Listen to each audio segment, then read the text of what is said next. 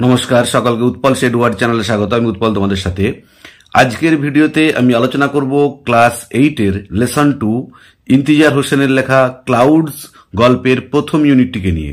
প্রথমে প্রথম ইউনিটটির প্রতিটি লাইনের বাংলা অনুবাদ ও ব্যাখ্যা করব। তারপর প্রথম ইউনিটের শেষে যে অ্যাক্টিভিটি 1, 2 এবং 3 এই তিনটে অ্যাক্টিভিটি আছে তার উত্তর নিয়ে ডিটেলস আলোচনা করব। তাই তোমরা ভিডিওটা স্কিপ না করে অবশ্যই প্রথম থেকে শেষ পর্যন্ত দেখবে। আর যারা আজ আমার চ্যানেলটা প্রথম দেখছো বা চ্যানেলটা এখনো সাবস্ক্রাইব করোনি তারা অবশ্যই চ্যানেলটা সাবস্ক্রাইব করে পাশে থাকা বেল বাটনটা প্রেস করবে, যাতে পরের ভিডিওগুলো আপলোড করার সাথে সাথে তোমাদের কাছে নোটিফিকেশন পৌঁছে যায়। আর আমি অলরেডি ক্লাস 8 এর লেসন 1 এর প্রতিটি পার্টের বাংলা অনুবাদ এবং প্রতিটি পার্টের শেষে যে অ্যাক্টিভিটিগুলো আছে তার উত্তর নিয়ে ডিটেলস আলোচনা করেছি এবং ভিডিও আপলোড করেছি। যারা সেই ভিডিওগুলো দেখোনি তাদের জন্য আমি ডেসক্রিপশন বক্সে সেই ভিডিওর লিঙ্ক দিয়ে দিয়েছি, তোমরা অবশ্যই তোমাদের সময় মতো দেখে নিও। চলো শুরু করা যাক আজকের বিষয় ক্লাউডস। ক্লাস 8 এর লেসন 2 ক্লাউডস ইন্তিজার হোসেনের লেখা। দেখো, মূল গল্পটা শুরু করার আগে আমরা লেখক পরিচিতি সম্পর্কে একটু জেনে নেবো, অর্থাৎ ইন্তিজার হোসেন সম্পর্কে একটু জেনে নেবো। দেখো, ইন্তিজার হোসেন বর্ন ইন 1923। ইন্তিজার হোসেন জন্মগ্রহণ করেছিলেন 1923 খ্রিস্টাব্দে।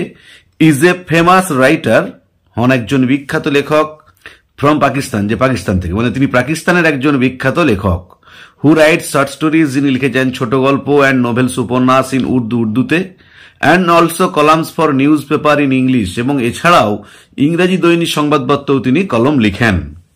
হি has received many awards in Pakistan, India and Middle East. তিনি বহু পুরস্কার পেয়েছেন পাকিস্তান, ভারত এবং মধ্যপ্রাচ্যে।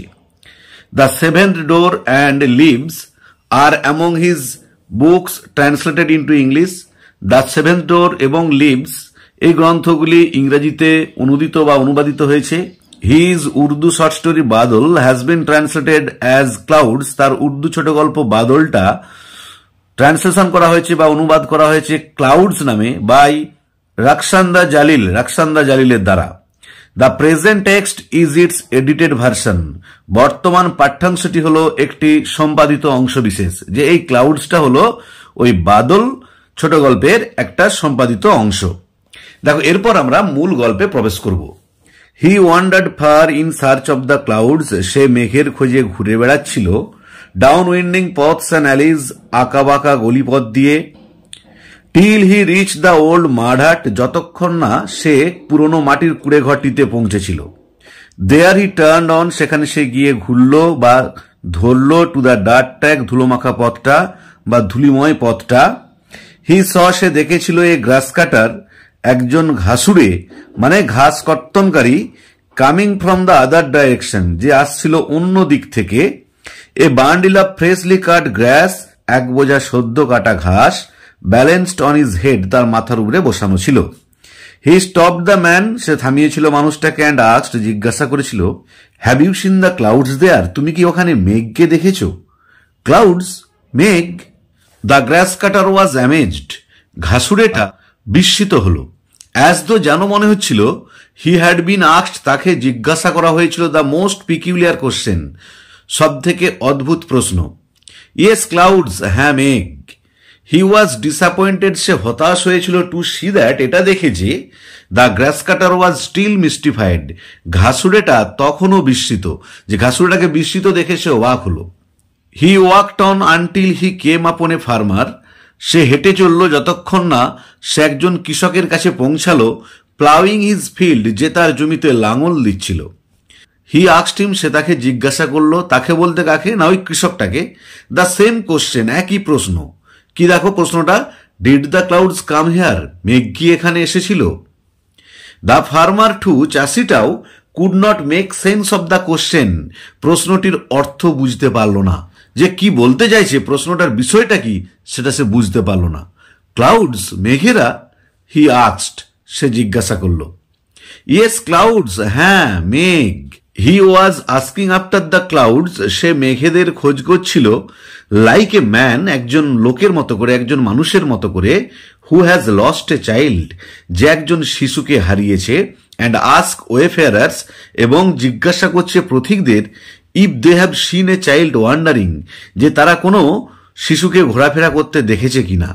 পারহ্যাপস দ্য ক্লাউডস টু, সম্ভবত মেঘেরাও, ওয়ার লস্ট চিলড্রেন, ছিল হারানো শিশুর দল। And he was going around, এবং সে চারিদিকে ঘুরে বেড়াচ্ছিল, আস্কিং পিপল, জিজ্ঞাসা করে নানান লোককে, অ্যাবাউট দেম, তাদের কথা। তাদের বলতে কাদের? না, মেঘেদের কথা। But no one could give him a satisfactory answer, কিন্তু কেউ তাকে সন্তোষজনক উত্তর দিতে পারল না। যে উত্তরটা শুনে সে সন্তুষ্ট হবে, সেরকম সন্তোষজনক উত্তর কেউ তাকে দিতে পারেনি।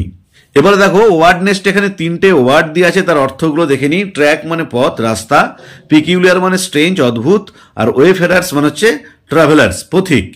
দেখো আমরা ইউনিট 1 এর প্রতিটি লাইনের বাংলা অনুবাদ করলাম। এরপর অ্যাক্টিভিটিগুলোর উত্তর নিয়ে ডিটেলস আলোচনা করব। দেখো একের অ্যাক্টিভিটি কি আছে? Rearrange the following sentences in the correct order, সাজাও নিচের বাক্যগুলোকে সঠিক ক্রম অনুযায়ী, and put the numbers in the given boxes, এবং বক্সে নাম্বারগুলো দাও। দেখো আমি উত্তরটা করে দিয়েছি। তো আমি আগের দিনে কি বলেছিলাম, আমরা যেখানে লাইনগুলো দেওয়া থাকবে, এই যে 6টা লাইন দেওয়া আছে, এই লাইনগুলো আগে টেক্সটে খুঁজে বের করব। খুঁজে বের করে যে লাইনটা সব থেকে প্রথম হবে তার পাশে 1, যেটা দ্বিতীয় হবে তার পাশে 2, যেটা তৃতীয় হবে তার পাশে 3। দেখো আমি এখানে লাইনগুলো খুঁজে বের করেছি। প্রথমে 4-এর লাইনটা ছিল, তাই 4টা 1 হবে। তারপরে ছিল 3-এর লাইনটা, 3টা 2 হবে। তারপরে ছিল 6-এর লাইনটা, তাই 6টা 3 হবে। তারপরে ছিল 1-এর লাইনটা, একটা 4 হবে। তারপরে ছিল 5-এর লাইনটা, আর সব থেকে শেষে ডান দিকের পাতায় আছে 2-এর লাইনটা, তাই 2টা 6 হবে। তাহলে উত্তর হলো 4, 6, 2, 1, 5, 3। অর্থাৎ 1-এরটা হবে 4 নম্বর, 2-এরটা হবে 6 নম্বর, 3-এরটা হবে 2 নম্বর, 4-এরটা হবে 1 নম্বর, 5-এরটা হবে 5 নম্বর, 6-এরটা হবে 3 নম্বর। তোমরা কিন্তু এইভাবে প্রত্যেকটা লাইনকে আগে টেক্সটেতে পেন্সিল নিয়ে দাগ দিয়ে নেবে। দাগ দিয়ে তারপরে যে লাইনটা সব থেকে প্রথম পাবে তার পাশে 1, যেটা দ্বিতীয় পাবে তার পাশে 2, এইভাবে করলে তোমাদের উত্তরটা ভুল হবে না। এরপরে দেখো অ্যাক্টিভিটি 2, আমি উত্তরগুলো লিখে দিয়েছি তোমাদের বুঝতে যাতে সুবিধা হয়। দেখো কমপ্লিট দ্য ফলোয়িং সেন্টেন্সেস, পূর্ণ করো নিচের বাক্যগুলোকে with information from the text, text থেকে তথ্য নিয়ে। দেখো প্রথমেরটা আছে the grass cutter had a bundle, ঘাসুরের ছিল এক বোঝা, অফ ফ্রেশলি কাট গ্রাস, সদ্য কাটা ঘাস, ব্যালেন্সড অন হিজ হেড, যেটাকে সুন্দরভাবে তার মাথাতে ভারসাম্য রেখে বসানো ছিল। আবার বলছি উত্তর হবে of freshly cut glass balanced on his head. বিয়েটা দেখো হি ওয়াজ ডিসঅ্যাপয়েন্টেড, সে হতাশ হয়েছিল, টু সি দেখে, উত্তর হবে that the grass cutter was still mystified, যে ঘাসুরেটা বা ঘাস কর্তনকারীটা তখনও রহস্যাবৃত বা বিস্মিত।